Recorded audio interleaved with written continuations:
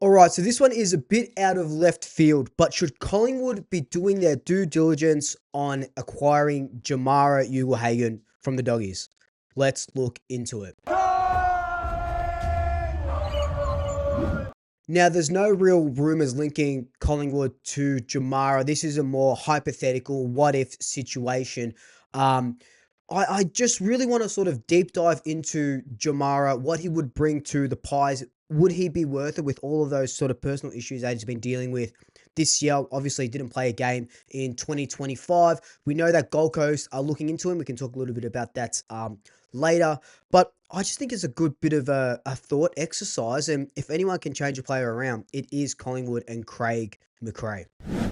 So let's start off with his numbers. 23 years old, 197 centimeters tall, has a bunch of goals to his name. In 2023, he kicked 35 goals, averaging 1.5 goals per game. And that only went up in 2024, where he played 22 games, kicked 43 goals, averaging nearly 2 goals a game. Now, the trajectory was just on the up and up, was top 10 in contested marks in the AFL in 2024 as well. And he looked on top of the world as this big key forward that was working alongside Norton, working alongside Darcy as well in a Bulldogs forward line that could rival any forward line in the AFL. What I like about Jamarra is, yes, he can kick a goal. Sometimes, in games he can go missing a little bit. He's not kicking big bags of goals every single week, like your Kernos or your Darcys or your Kings, sort of like this.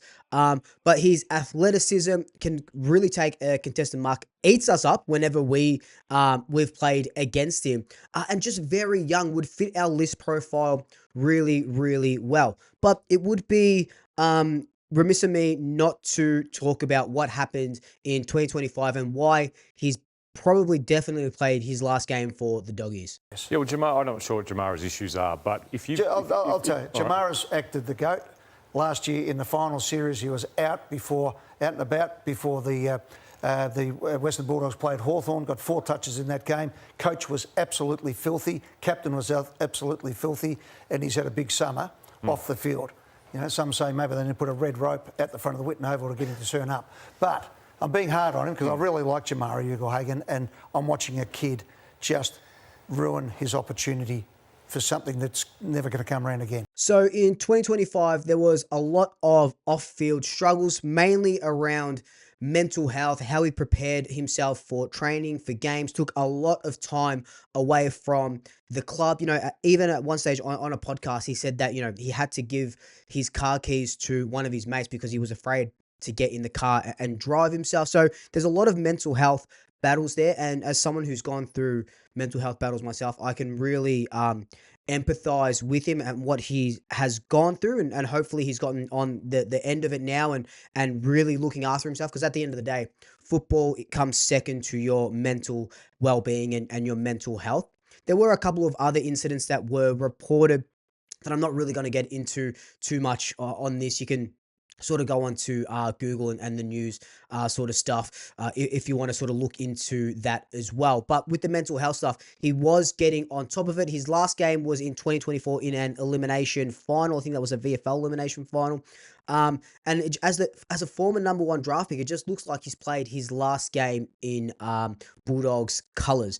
Now, at the start of the video, I did mention that Gold Coast were sort of doing their due diligence around him and were circling him. There were talks that Sydney could go after him. Now, we know that there are a lot of players that can't, I guess for a lack of a better term, can't hack the Melbourne football bubble. You get recognised whenever you go to the movies or out to eat or going to bloody Coles to get some groceries, right?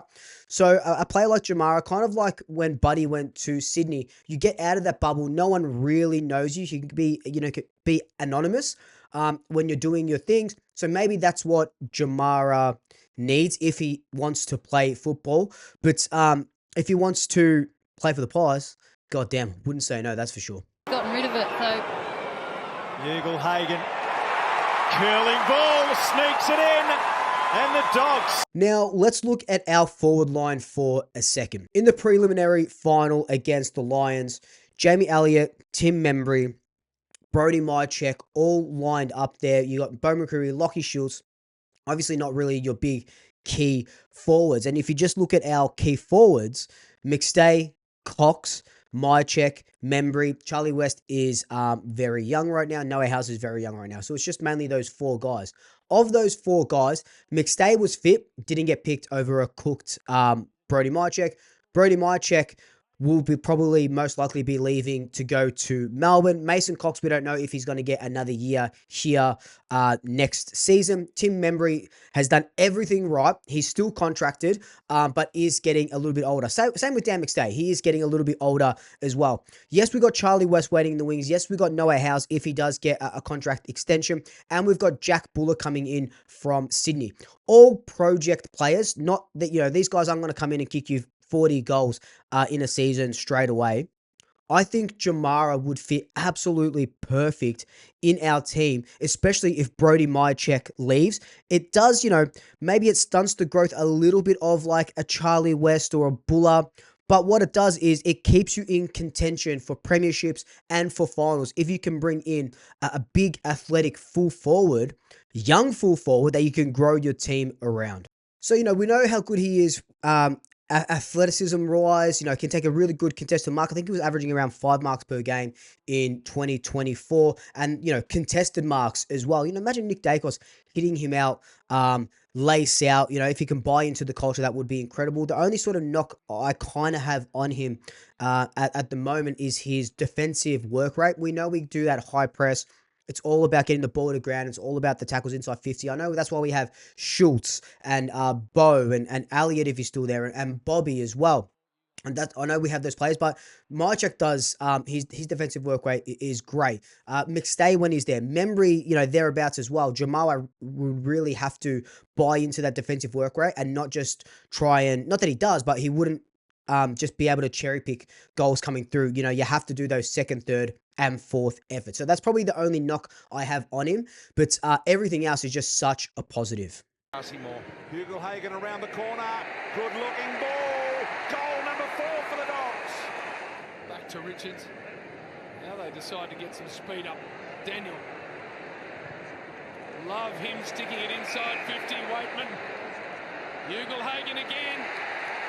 He is causing them some problems. Now, he is contracted until the end of 2026, but like I keep saying in this video, we know that he's definitely played his last game at the Doggies, and I think the Doggies are not going to dig their heels in if he was to leave. Like, if Gold Coast come asking for him, they'll probably end up with like a 3rd round pick or something like. I know he's a 1st round pick, but his value at the moment is so low because he missed the entirety of the 2025 season. He comes with a little bit of baggage as well, for lack of a better term.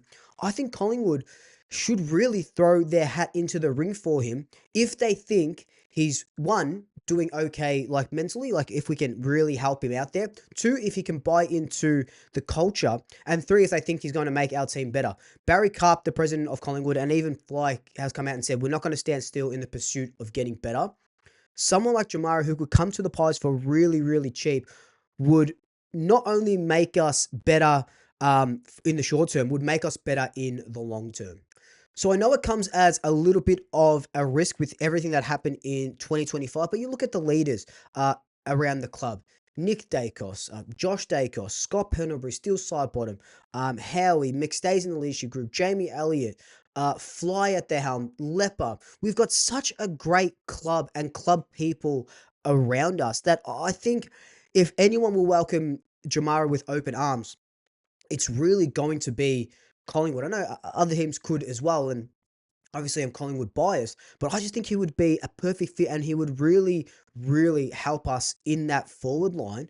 Former #1 draft pick, maybe he just needs a change of scenery, even if it is in Victoria. And if you can get him for cheap, I'm not saying trade a 1st round for him or a 2nd round for him. If you can get him for cheap and do the deal, why not? Let me know your thoughts down below. Would you like Jamarra in black and white, or is it too risky to take that punt on him? But in the meantime, be sure to fill out the form down below. You go into the draw to win an incredible prize pack that I'll be calling you live on a stream. But until then, like, comment, subscribe, tell your family, tell your friends, tell your pets, and until next time, double shackers. I'll swoop you later.